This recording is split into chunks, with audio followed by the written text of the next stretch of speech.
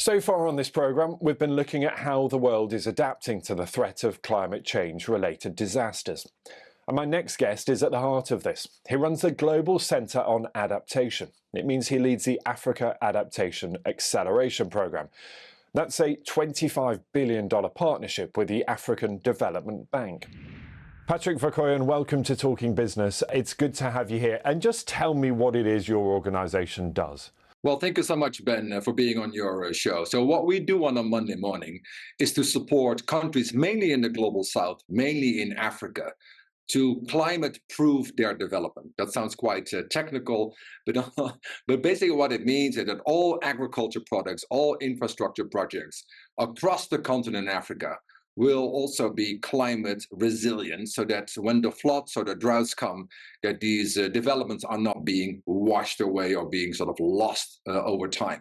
So we're supporting countries to mobilize financing, particularly from the global north, to live up to their global commitments, to make sure that the development pathway in the global south is commensurate with the climate trajectory. And what is that adaptation? What are those measures? What do they look like in practice? So adaptation is quite esoteric, perhaps, but what it means is very practical. It means using drought-tolerant seeds in drought-prone areas, such as in the Horn of Africa.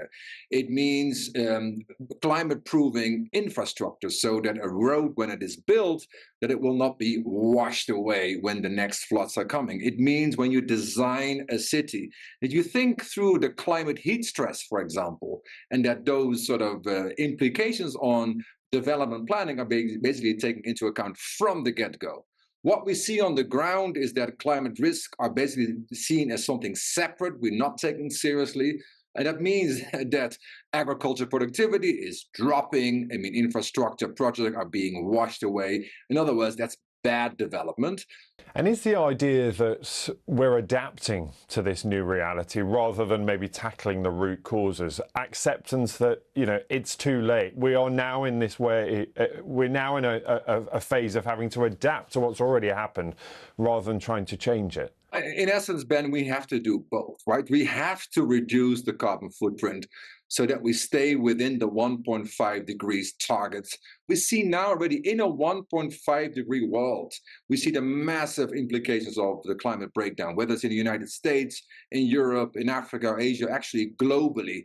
Think about it in a 3 degrees warmer world, what the implications of adaptation efforts would be. So investing in adaptation is not defeat, it is simply defense. And actually, it's also good economics. Every dollar, pound, euro invested in climate adaptation, being it in agriculture or in infrastructure, has a much higher economic return. So it's smart economics. And who are those investors? Where is that money coming from? So money has to come from different sources. Obviously, part of it has to come from international public finance. That's essentially taxpayers' money from the global north, whether it's the UK or the Netherlands or France or Canada or the US or Japan. But the reality is that sort of public expenditure from the global north will never be enough to address the climate adaptation bill in the global south. Think about the numbers. Today, around 10 billion euros is flowing to Africa, specifically for climate adaptation on an annual basis. Well, in essence, what is needed on an annual basis in the order of 100 billion euros per year. So there's a tenfold increase needed. And we all know that that tenfold increase cannot come from public resources alone. It also has to come from the private sector, from local finance. So it has to be sort of a coordinated effort globally to make sure that development pathways in the global south are commensurate with the climate emergency which is unfolding. Now, a lot of your focus, as you said, is on the global south. But if you look at the headlines lately, we find that some of these climate emergencies are happening in the global north too, be those floods or wildfires in parts of the United States. Even just in the last couple of weeks, large parts of Greece and Turkey subject to wildfires too. Are you finding it more difficult to raise that sort of financing for the global south when it is quite literally on the doorstep of some of your investors? Indeed, the climate emergency is now a global phenomenon. You see it across the board.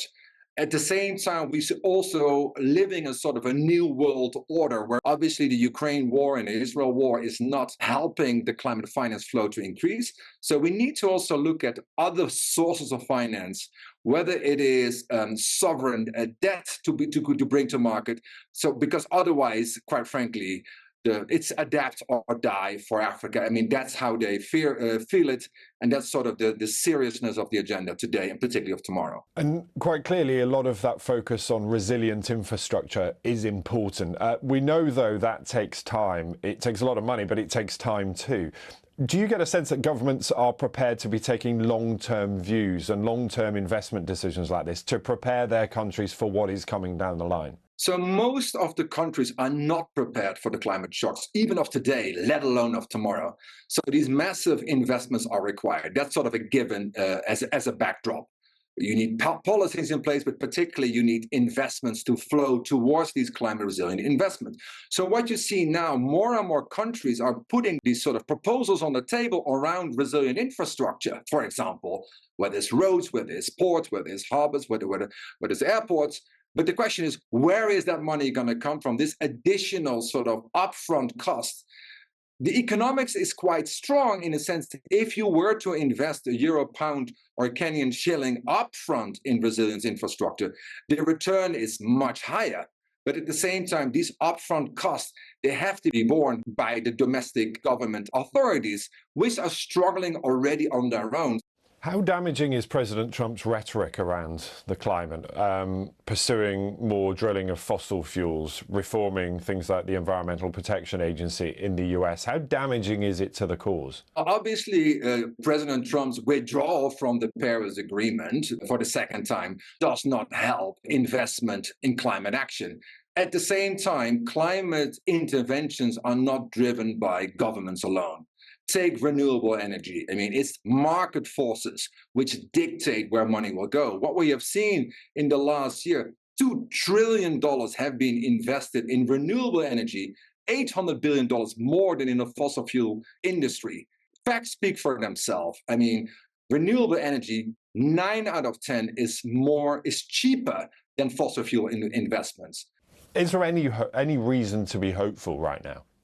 We shouldn't be naively optimistic in that everything will fall from the sky and money for, in this instance, resilient economies will be provided by the global north. We also should be not unnecessarily skeptical because the market forces, whether it's on renewable or on resilience, are driving this particular pathway. I think we all need to be determined to stay to course, whether it's in the courtroom or in boardrooms or in parliaments or in schoolyards. This is an all of society effort. I think there are very good examples which are currently being tested on the ground. Money is flowing, but unfortunately, not at the scale, but also not at the speed enough what is required. And that's exactly why we all have to step up. Patrick Verkooien, good to talk to you on the programme this week. Thank you. Thank you very much indeed.